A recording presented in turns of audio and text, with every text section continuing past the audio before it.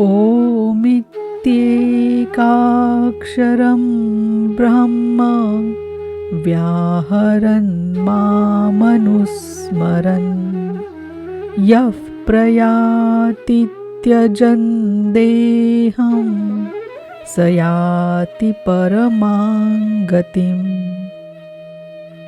जो पुरुष ओम इति, ओम इतना ही, जो अक्षय ब्रह्म का परिचायक है, इसका जप तथा मेरा स्मरण करता हुआ शरीर का त्याग कर जाता है, वह पुरुष परम गति को प्राप्त होता है। श्री कृष्ण एक योगेश्वर परम तत्व में स्थित महापुरुष सद्गुरु थे।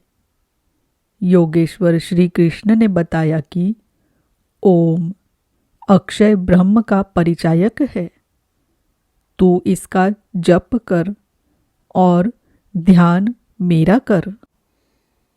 प्राप्ति के हर महापुरुष का नाम वही होता है जिसे वह प्राप्त है, जिसमें वह विलय है, इसलिए नाम ओम बताया और रूप अपना।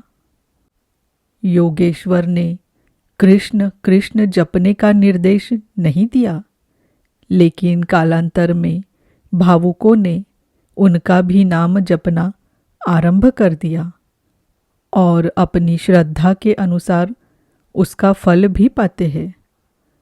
जैसा कि मनुष्य की श्रद्धा जहाँ टिक जाती है, वहाँ मैं ही उसकी श्रद्धा को पुष्ट करता तथा मैं ही फल का विधान भी करता हूँ। भगवान शिव ने राम शब्द के जपने पर बल दिया। रमन्ते योगिनो यस्मिन् स रामः। रा और म के बीच में कबीरा रहा लुकाए, अर्थात रा और म इन दो अक्षरों के अंतराल में कबीर अपने मन को रोकने में सक्षम हो गए। श्री कृष्ण ओम पर बल देते हैं। ओ अहम स ओम, अर्थात वह सत्ता मेरे भीतर है, कहीं बाहर न ढूंढने लगे। यह ओम भी उस परम सत्ता का परिचय देकर शांत हो जाता है। वास्तव में उन प्रभु के अनंत नाम हैं, किंतु जप के लिए वही नाम सार्थक है जो छोटा हो, श्वास में ढल जाए और एक परमात्मा का ही बोध कराता हो। उससे भिन्न अनेक देवी देवताओं की अविवेकपूर्ण कल्पना में उलझकर लक्ष्य से दृष्टि न हटा दे। पूज्य महाराज जी कहा करते थे कि मेरा रूप देखे और श्रद्धानुसार कोई भी 2-2.5 अक्षर का नाम ओम, राम, शिव में से कोई एक ले, उसका चिंतन करे और उसी के अर्थ स्वरूप इष्ट के स्वरूप का ध्यान करे। ध्यान सद्गुरु का ही किया जाता है। आप राम, कृष्ण अथवा वीतराग महात्माओं अथवा अभिमत अर्थात योग के अभिमत अनुकूल किसी का भी स्वरूप पकड़े, वे अनुभव में आपको मिलेंगे और आपके समकालीन किसी सद्गुरु की ओर बढ़ा देंगे, जिनके मार्गदर्शन से आप शनै शनै प्रकृति के क्षेत्र से पार होते जाएंगे। मैं भी प्रारंभ में एक देवता कृष्ण के विराट रूप के चित्र का ध्यान करता था, किंतु पूज्य महाराज जी के अनुभवी प्रवेश के साथ वह शांत हो गया। प्रारंभिक साधक नाम तो जपते हैं, किंतु महापुरुष के स्वरूप का ध्यान करने में हिचकते हैं। वे अपनी अर्जित मान्यताओं का पूर्वाग्रह छोड़ नहीं पाते। वे किसी अन्य देवता का ध्यान करते हैं जिसका योगेश्वर श्री कृष्ण ने निषेध किया है। अतः पूर्ण समर्पण के साथ किसी अनुभवी महापुरुष की शरण ले। पुण्य पुरुषार्थ सबल होते ही कुतर्कों का शमन और यथार्थ क्रिया में प्रवेश मिल जाएगा।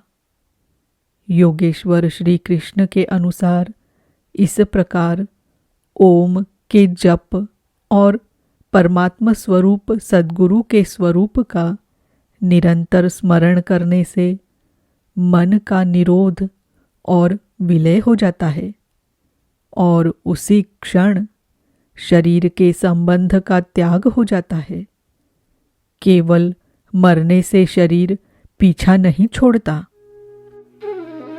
अनन्य चेता सततं यो मां स्मरति नित्यशः तस्याहं सुलभः पार्थ नित्ययुक्तस्य योगिनः।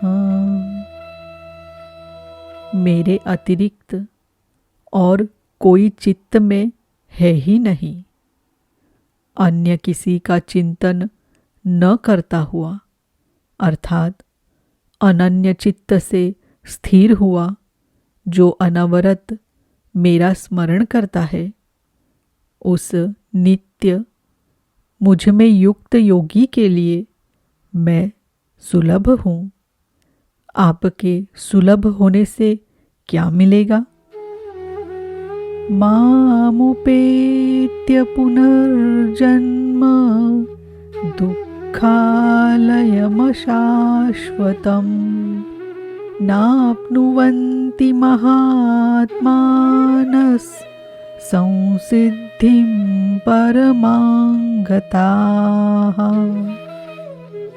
मुझे प्राप्त कर वे दुखों के स्थान स्वरूप क्षणभंगुर पुनर्जन्म को प्राप्त नहीं होते, बल्कि परम सिद्धि को प्राप्त होते हैं।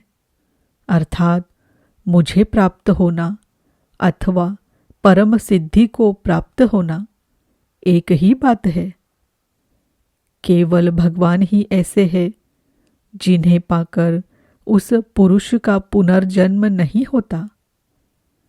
फिर पुनर्जन्म की सीमा कहाँ तक है?